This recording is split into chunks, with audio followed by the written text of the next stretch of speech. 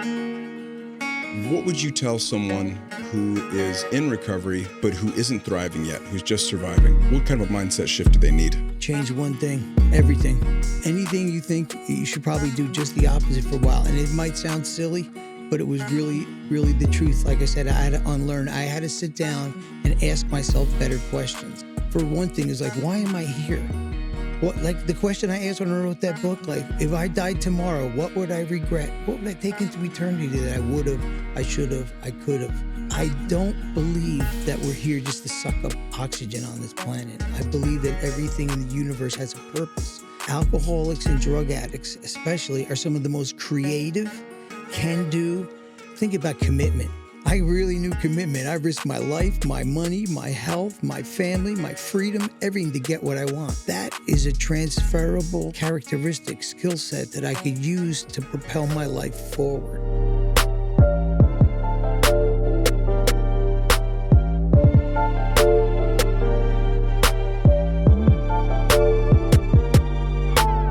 Welcome back to the Struggle and Strive podcast with Cornerstone Healing Center. My name is Esther Wallace. I am your host, and today we have an epic story for you. I've got none other than best-selling author and entrepreneur, longtime recovery advocate, Brian McAlister. You're going to love today's episode. You say you grew up in New Jersey? Yeah, I grew up about 10 minutes from the Lincoln Tunnel. When you look at it, you see the news at night and you see Manhattan skyline. That's where I'm from. At what age were you when you found recovery? A month before my 33rd birthday. I started drinking a month before my 12th birthday. So it was a good 20-year run. It's a pretty long run. Yeah. What was it that got you towards breaking point? What's what got you? People say rock bottom, whatever, but what got you into recovery? Many rock bottoms. Yeah. You know, it was what became acceptable over an extended period of time. I didn't even notice it, just kind of crept through. I never thought I was going to live to be 30. You know, I mean, like a lot of people, I lived a life. I wound up, I started totaling cars when I was 17. My first one was on High Street, which should have been a tip-off, you know. And I started totaling cars and just living a life like I didn't care. I was thrown out of a Catholic school at a young age, so I got a real bad rap on God and organized religion and everything. And I figured, you know what, I'm just going to do just what I want to do. And I did. So by the time I was 17, I was on my own. I was out in New River, Arizona. I landed on, I ran away basically from my lifestyle back there because everybody's on me, the cops, the school. I was the kid that you didn't want your child to hang around with. I was dealing. Had everything going on. Everything I just felt like I do, and I did. And I wound up landing in Phoenix in 1975. And I was just a kid. And, I ran away and I was like, okay, within 3 weeks, I found the exact same people that I had left in New Jersey. I moved in with two guys back from Vietnam, and they were older than me. So they were really like my first sponsors, my first kind of mentors. They were way ahead of the curve. One guy was like 30, one guy was 26, I think. And, we're flying in dope from Mexico. They had a bunch of porno stores they owned. They were doing illegal gambling. They had 9 names on the mailbox. None of them was theirs, that whole lifestyle. And as a kid, a young, impressionable kid who was kind of lost, not kind of, definitely lost, this was exciting. This was like, hey, I'm making money. I'm doing this. And I'm really rocking and rolling. Isn't life grand, And, of course, I didn't realize where I was going to end up. It didn't end up grand at all. No. But that's kind of how I wound up in Phoenix. Where and when did you sober up? Where did you find I sobered recovery? up in Jersey. I had lived out here and totaled. I mentioned to you earlier, I totaled my Harley. And I broke my back. I have plate screws and everything to this day in my legs. They amputate my leg. They flew me in from the desert, from New River into Phoenix. And it's a miracle because I was out on a coke binge for a couple of days, wrecked my bike. And back then there was nothing out there. And New River, 1975? Yeah, there was nothing. No. So a tourist from Minnesota pulled off on the frontage road to relieve himself and saw me down in a ditch in the bike. I was a coyote bait. And he drove to the next phone, which was miles up the road, payphone, no cell phones back then. Yeah. Called up the cops. They came and flew me in. And that was the beginning. They put me in the emergency room and it was crazy because, I'm screaming and yelling. I'm an addict. I'm been on a binge, and I'm in shock. I took 380 stitches in my head, traumatic brain injury, the whole 9 yards. And, I'm You're lucky telling to have lived. yeah, yeah. And the next day I didn't think so, but that day, so they told me to cut my leg off. So like, I'm F you, the whole deal, screaming, yelling, and that was the first time in many, many years that I had asked God for help. I was like, oh my God, they're gonna cut all that atheist crap goes right out the window when you're laying in the hospital bed, and they said we're gonna cut your leg off. Would you have considered yourself atheist prior to this moment? Yes. Yes, I probably was closer to an agnostic, but Yeah. being expelled from a Catholic school for things that I didn't agree with, and the old turn the other cheek stuff I was taught, and then as soon as you screw up, I'm telling myself being victim, like as soon as you screw up, they throw you out and all this other crap. So I got this attitude that I was gonna play my own higher power. We see how well that worked out. Yeah. But that's common. People. Yeah. So many people I've talked to, including myself, were turned away from or turned off from the whole concept of God and spirituality because of church hurt.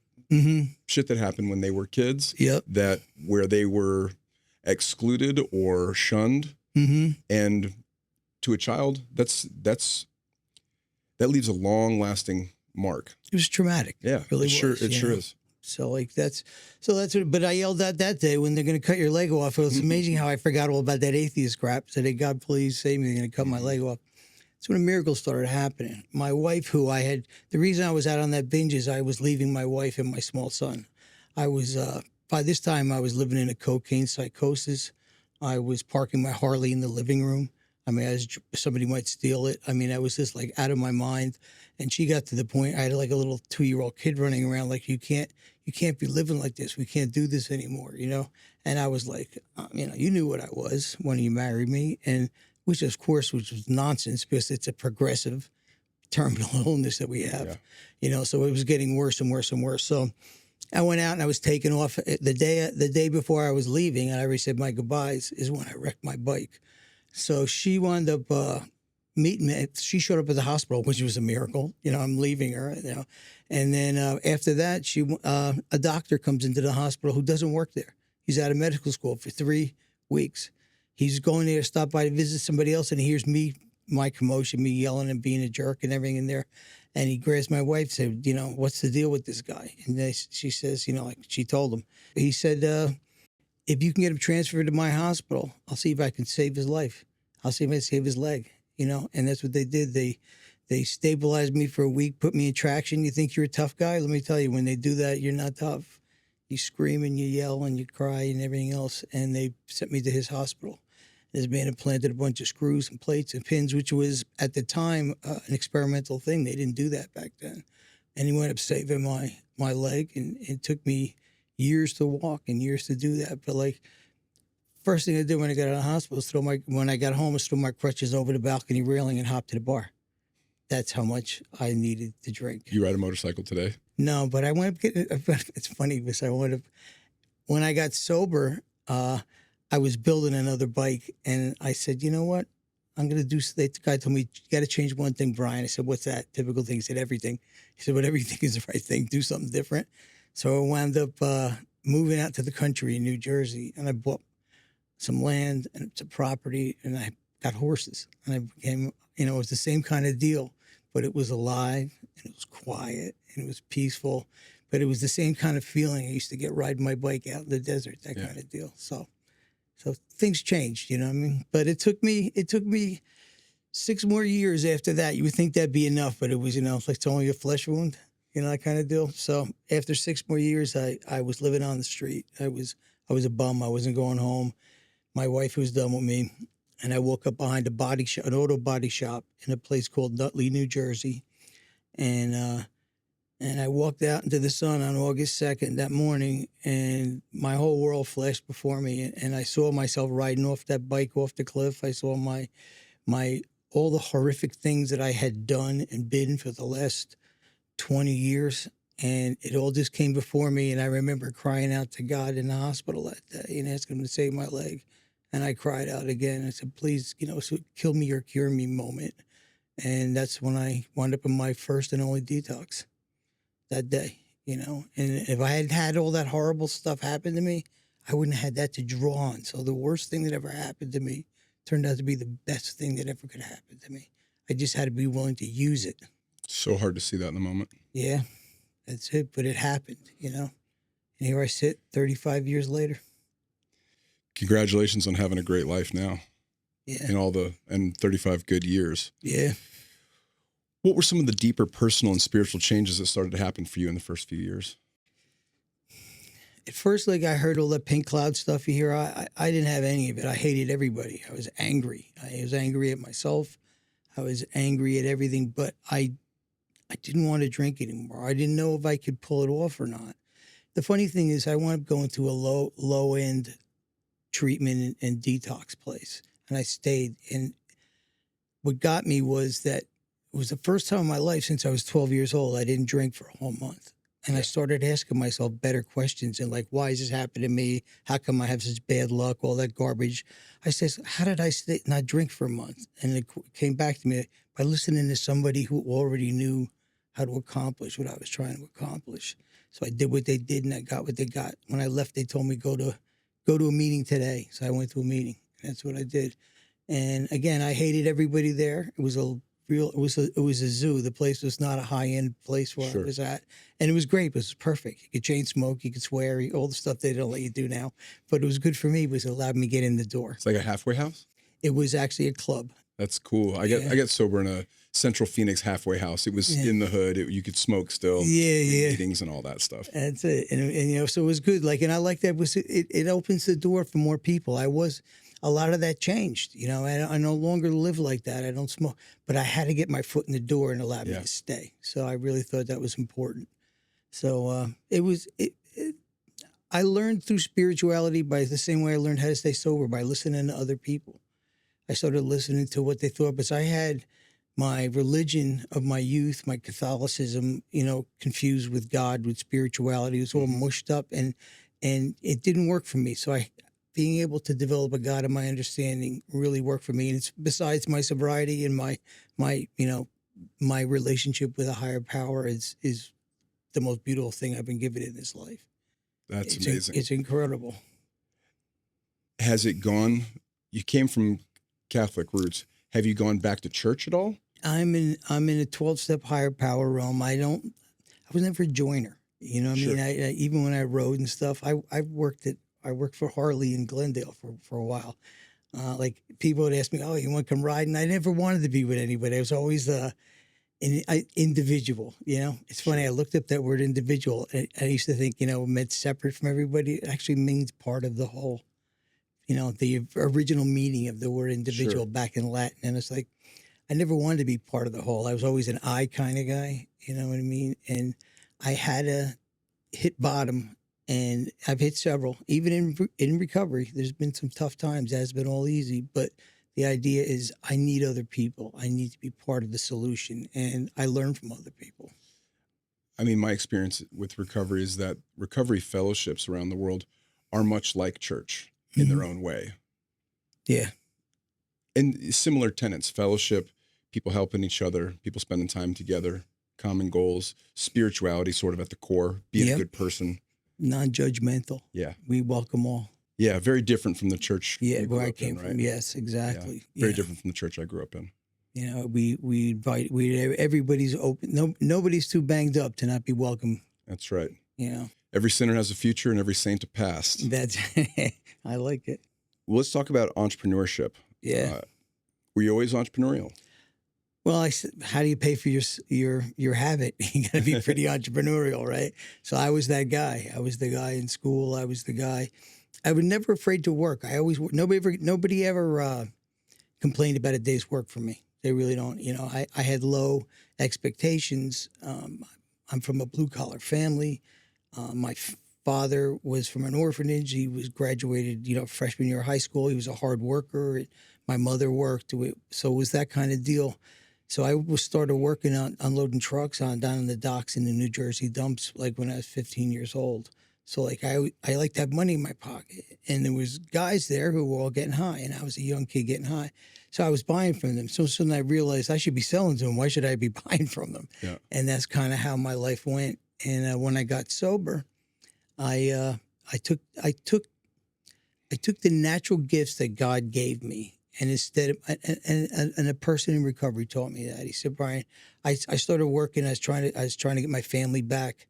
My wife, I was working 2 full-time jobs. I'm working 80 hours a week. So I'm either at work or I'm at a meeting or I'm at home trying to save my marriage.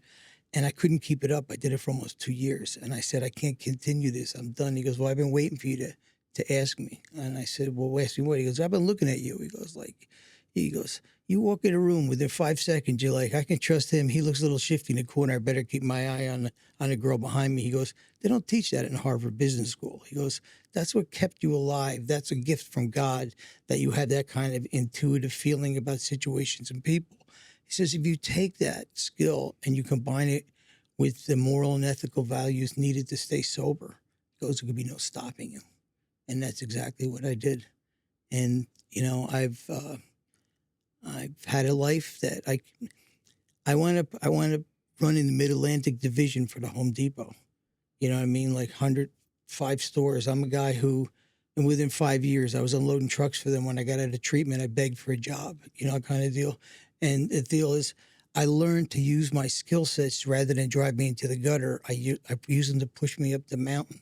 That idea of who to help, who to ask for help, how everything I learned in recovery is really what it was. And from there, I started my own businesses. I learned from them. They taught me what it was like to be a real businessman, how to deal with people, how to make a profit, how to keep books, all these things. It's been quite an adventure. I've had several really incredible entrepreneurial experiences, and I'm just saying I'm the most blessed guy in the world. Nobody's got it better than me. What was your first business when you struck out on your own? When I struck out my own, it was real brief. I left the depot and I started a maintenance company, just doing building maintenance, hired a bunch of people to do this stuff. And from there, it was just before the big real estate boom, like in the 90s. And I started buying houses. I started buying houses and flipping them. So then I'm flipping houses, and all these people are seeing I have these crews in there working. They're like, well, hey, can you do my house? And now I wound up becoming a builder. All of a sudden, I have a builder's license. I got a crew. Now, this one thing leading to another, and just being open where God wants me to go and lead. So this all starts happening. And then in 2007, 2008, when everything collapsed, the economy. Yeah. So here I am now. I'm really long. I mean, I got millions of dollars of money out there. I got all this, and I'm laughing, but I'm a street guy, you know what I mean? And I don't have a degree in anything. I got a friend of mine told me, you got a degree in screw you. That's where your degree came from. And, all of a sudden everything collapsed, and I got all this debt, and all the houses I owned. Like, I was lucky I only owned several that were left that I owed more on than they were worth. So I started laughing. I'm like, well, what am I going to do now? I didn't drink my money away. I didn't, but I'm still in the same position. Yeah. So I wound up praying about it. Instead of crying and whining, I was watching stock ticker go down on the TV, all my investments going south. And I decided, I got a call. My sister died of a drug overdose. Then I got a call. A friend of mine who was in business with me relapsed and died. And I was like, well, what would I be regretting if I relapsed or if I died? What would I take into eternity that I wish I would have done? And I wish I would tell somebody how I pulled it off. So I wrote my first book. I walked out into my barn with my horses, sat down in my office, and wrote a line on a piece of paper. And from that turned into my first book. And for all the listeners and viewers, what's the title of that book? Full Recovery. Full Recovery. Yeah, and there's 3 full recovery books. They all have a different subtitle. The last one is about personal empowerment, and it's just not how to get sober. It's how to have a great life.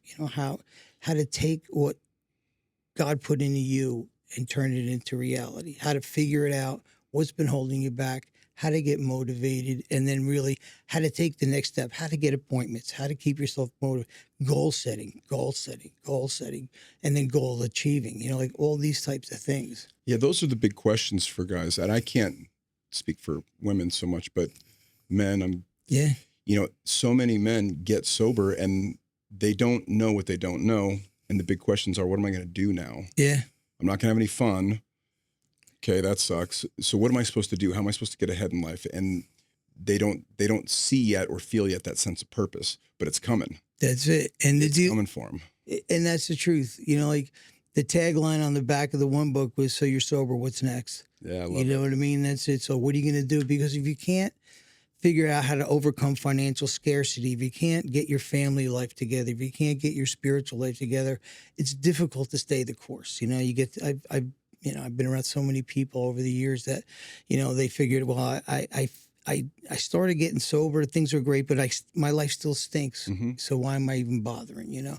And the people that helped me get sober were really good people. But I looked around the room and I'm like, I don't want what they have. You know what I mean? I want more. I'm an addict. I have that more gene. Sure. So how am I going to direct that constructively to help somebody else? Well, and like you already touched on, that's all God given. God's tugging at your conscience. God's directing you. He's trying to lead you to better, to greener pastures. And that's the thing too. Like a lot of these books is how to overcome fear.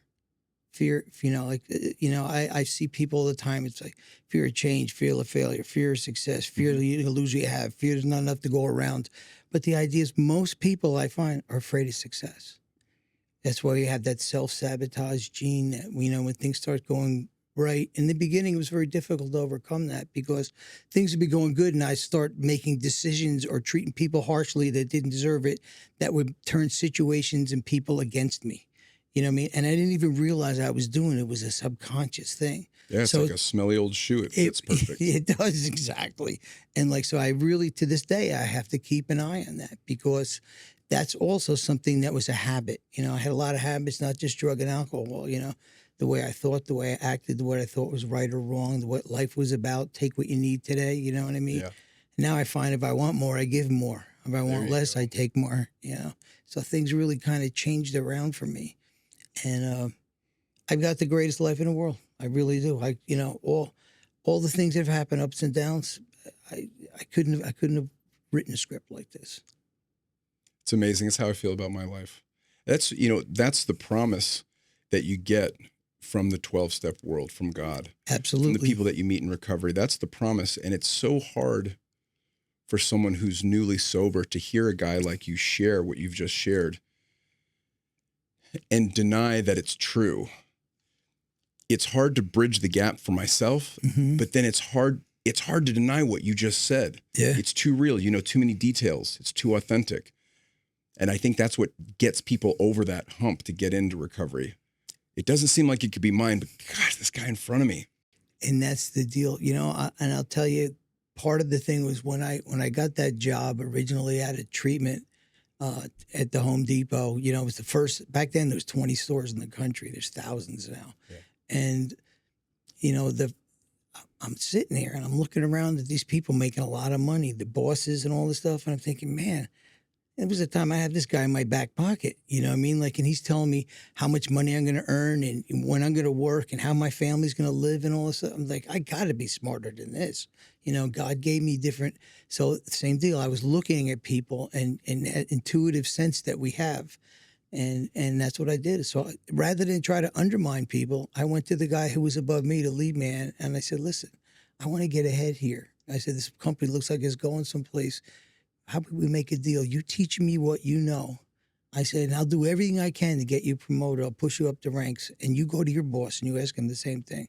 And that's what we did. And he got promoted and he pulled me up. And I pushed him up and he pulled me behind him. Till he got to the point where he didn't want to go any higher. He's getting scared. The air's a little thin up here. You know what I mean? But I'm an addict. Like, hey, give me more, right? And that's how it went. I wound up, you know, becoming, within a year, I was a store manager at 250 people responsible for, doing $1 million a week in sales. Within 5 years, I was running a whole division. You know what I mean? And the thing is, and I'm not saying that to impress anybody, but to impress upon them that I'm just a regular guy. I'm just a regular addict, a regular alcoholic who used the gifts that God gave me that I was misusing to drive myself into the gutter, to point him in a more positive direction. And God puts gifts inside of all of us, right? So, yeah. So what you're describing is really, really solid life advice. Mm-hmm. I mean, everybody has God-given gifts and talents, and we just need to nurture those and work hard. Obviously, hard work is part of it, but that, I mean, God wants to push us and lead us to better places. We just got to let him. Absolutely. And like the books I've written and the software that I have, Mary, that's all it's about. It's really asking everybody the right questions. We ask better questions, you get better answers. Better answers produce better results. I used to look at things like money was first. It's really not first. You know, like the thing is, when I do what I do, what comes naturally to me, when I do something that's in my wheelhouse that makes me feel good about being Brian, all of a sudden, you know what I mean? I do it well. When I do something well, then the money follows, not the other way around. And I feel good about being myself, you know? So it's really everything I learned, I had to do a lot of unlearning. How's that in recovery? I unlearned a lot of things. I was told a lot of things by people who loved me. And it was bad advice. And it was probably the same bad advice that somebody gave them. And they're just passing it through to me. It wasn't anything intentional. Yeah, I couldn't possibly agree more. I mean, my life similarly. Well-intentioned people that had my best interest in mind passed on bad information. Yep. And it's profound that you were able to see past that and to not hold that against them. I mean, maybe you did it one time, but to not hold that against them and look for the opportunities that God wants for you. And you never know who you're going to impact. You know, you know that you're in just what you do for a living. I get a call from my dad. He was 66 years old. I'm 68 now, but he's 66 years old. And he had just gotten his second DUI and he was drinking himself to death. He was on his way out, you know. And he asked me, he says, "You seem reasonably happy. What are you doing?" I said, "You know what I've been doing, you know, like," and we used to drink together. We used to, you know, he was my dad, you know. And I took him where I went. He did the same thing. He lived to be 91, died sober. God wins again. You better believe it. So you don't know who you're going to impact, you know, along the way. My whole deal is I want to know that I'm being the best representative of what recovery is all about to whomever I meet on the street. And a lot of people find something they like to do their whole life that they're so juiced about that they keep doing it. I'm like a real type A guy. I go in a lot of different directions. And like now, like somebody would have told me that I'd have a software business on mental health. I mean, it'd be like, are you kidding me? Like, I hate the computer. I don't even like using the damn thing. But it's just the way God has led me down these paths. And I just have to be courageous enough to say yes. Okay. So tell me about the software. What is it? How does it work? We started out because, you know, I had a treatment center. I told you it's closed now, but because I closed it really just to devote all my time to the software.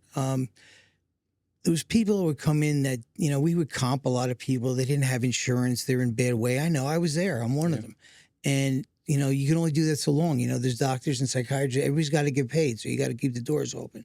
So we started with just doing some video and putting some stuff in an app and trying to get some information that we can give people when they came in so they would have some type of direction as to how to get sober. So we started out. We had less than 30 videos and a couple of little tool suite of stuff to stay sober, anti-relapse type tools, and now we're up to 650 videos and hundreds of different exercises. A 365-day program, and it's like having a sponsor or counselor or a recovery coach in your pocket 24 hours a day. Because I don't know about you, but like, you know, I was okay when I was sitting in that AA meeting in the beginning when I was trying to get sober, you know, but there was 23 other hours in a day. That's right. My head was swirling around. So this is like having right in your pocket. And my sister died because she was homeless.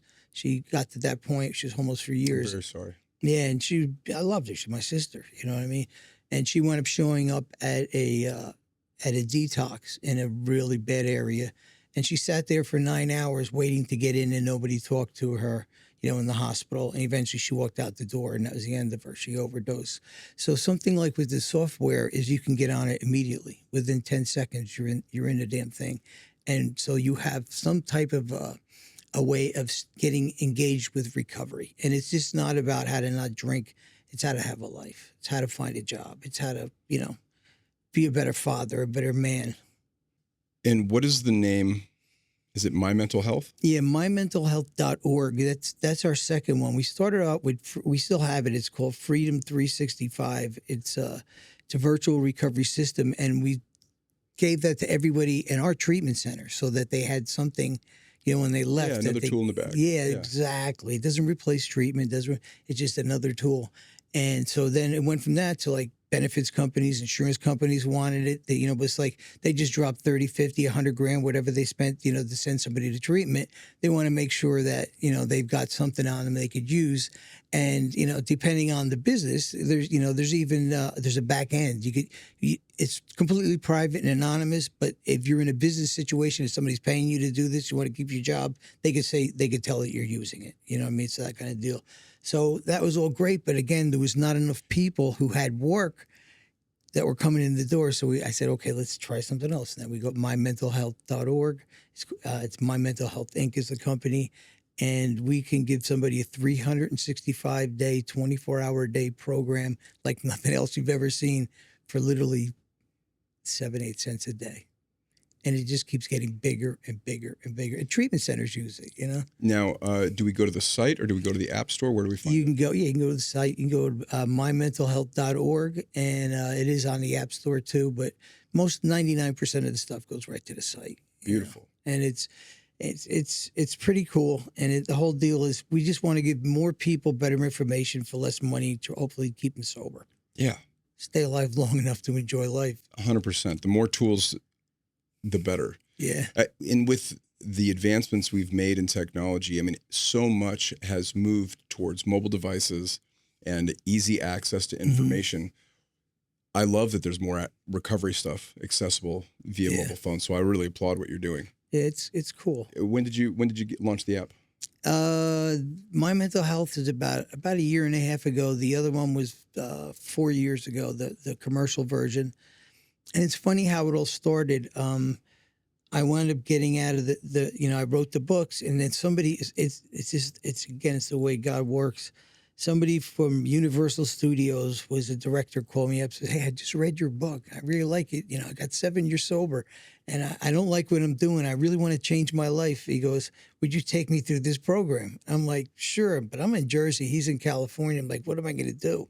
I can't put him in the Holiday Inn for a couple of months to take him through this. So I started praying on it, and all of a sudden, within a week, somebody I'd done a lot of real estate business with said, "Hey, Brian, I know you're not looking for any more properties right now, but I know this guy. He's a real estate, an insurance executive, and he's got a 100-acre estate out in the mountains in New Jersey," he says. And, I know his wife is going to divorce him if he doesn't move her back to Manhattan, like Green Acres type of deal. And he says, "Would you be interested?" I said, "Let me talk to him." I went, the guy did a deal with me. He gave me no money down. I floated the whole thing, and that was our first halfway house. From the halfway house, we opened up a treatment center in another town, and we just like the Florida model, took people there. From there, went to the software. It's like it's just being willing to go where God's gonna take you. 100%. What a wild ride. Yeah.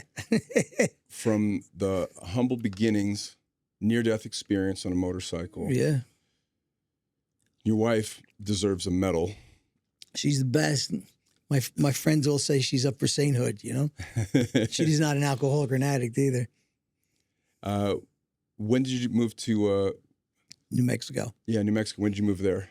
During COVID. I had a vacation home there. Like, that's funny, right? Like, here, I'm living on my little ranch in New Jersey, and I got a vacation home, out there, out in the desert, this spectacular place, like a Santa Fe type Pueblo, like home, like, it's a miracle, and I believe in miracles. That's why I get to live a miraculous life, I feel sorry for anyone who doesn't. Yeah. Who doesn't believe in miracles. Yeah. Your life is a testimony of that.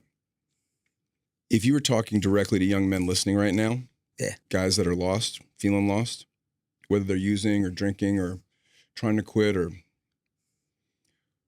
what should they do? Number one is find somebody who you respect, who already knows how to accomplish what you're trying to accomplish. I mean, the libraries are full of wisdom. There's all types of spiritual traditions that you do. There's the guy living down the block, and ask them, humble yourself and ask them, how are you going to do this? How do I'm not happy. That's what I did. I did it at work. I did it in the program, and they gave me a lead. And I didn't take all the advice I was given. You know what I mean? I waited out and did it. But the idea is it saves a lot of time and energy and a lot of mistakes if somebody already knows how to go down the road you want to go. And then when you outgrow them, then you go to the next guy. And I would find myself some type, I'll share my own experience. I had a gentleman, the same guy who told me about the intuitive sense that I had about people, and I should use it in business and get out of unloading trucks and start doing something, you know. And he says, you know, Brian, you know, you got to stop, you know, this atheist, godless. I lived a godless life. I got godless results. Let me just put it that way. I'm going to borrow that. Okay, go ahead. You know, and that's a fact, you know. And he says, go home tonight and just get on your effing knees and just ask whatever is out there. Humble yourself and say, you know, you're not keeping your heart beating. You're not keeping your stem cells dividing. You're not keeping your pancreas producing glucose. Something's bigger than you out there. And ask this power, whatever that power is, to help you, to guide you. The same thing that saved your leg that night in the hospital.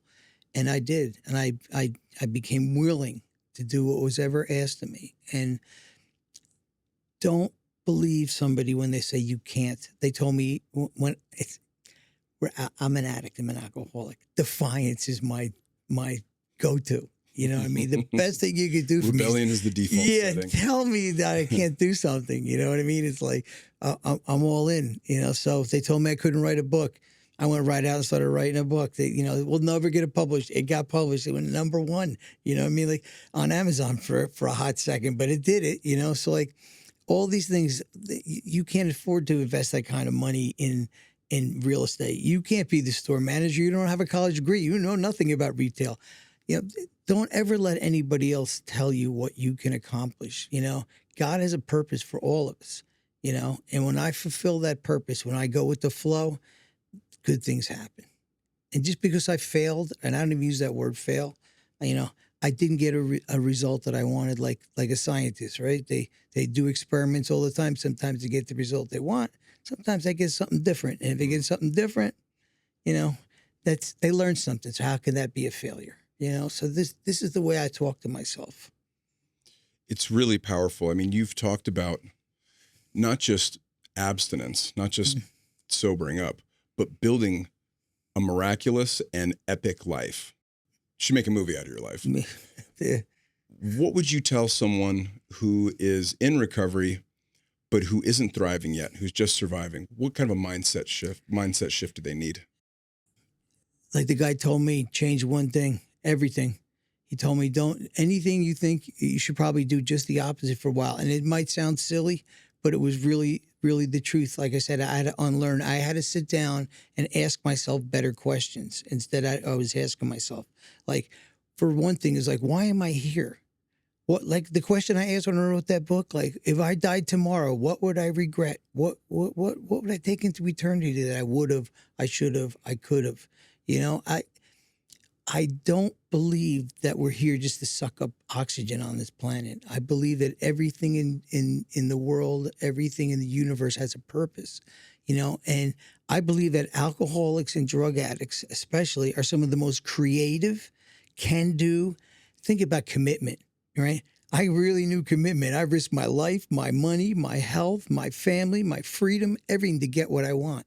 That is a transferable characteristic, skill set that I could use to propel my life forward, you know, and I used that. I used what God gave me. I figured it was put into me for a higher purpose than what I was using. So that's what I would tell people. Like, go out there, don't accept it, you know. We're in the richest country, in the greatest place it's ever been in the history of mankind, and people are crawling around on all fours crying about what's going to happen. Go out and take it, you know. Mm-hmm. I don't know about you, but when I wanted what I wanted, I would have went through anything to get it. It's one of my only. I've only got a couple of really solid God-given gifts. Mm-hmm. One of them is tenacity. The other is the ability to speak uninterrupted for long periods. That's good. Well, Brian, it has been an absolute pleasure to have you on here. before we go, Yeah. if people want to learn more about your work, if they want to get in touch with My Mental Health or any of your books, where should they go? You can go to Amazon and buy any of my books, and you go to mymentalhealth.org, and you can download our software, really. And here's something else too, like it's another thing that we're talking about, just showing up, suiting up, looking alert. We've been doing this thing with My Mental Health now for a little over a year, and we got a call maybe, I don't know, 4 months ago from a company called betterhelp.com. They're the biggest provider in the world. They said, we were really blown away by what you guys are doing here. So, you know what? Yeah, I know you're trying to get good information out there. Anybody who signs up for your program, we're going to give them 4 free therapy sessions, 100% free through betterhelp.com. So, I mean, like, it just keeps rolling forward, you know what I mean? And I didn't look at them just like the doctor who walked in to save my leg. God sends people. There's no coincidences, you know, it's just God being anonymous. I just got to keep my eyes open and alert, you know what I mean? I love that. It's God in a hat and glasses. Yeah, exactly. Exactly, man. So that's it.